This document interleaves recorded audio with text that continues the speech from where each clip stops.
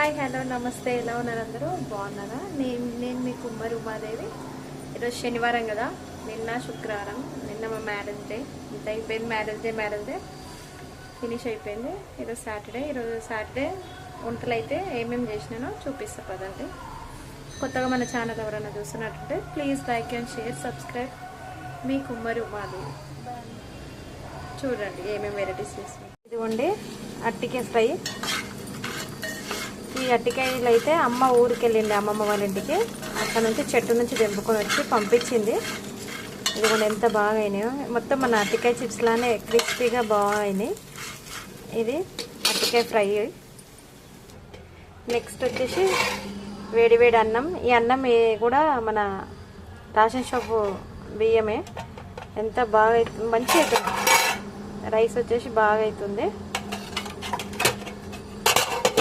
next వచ్చేసి టమాటా పప్పు, అలాగే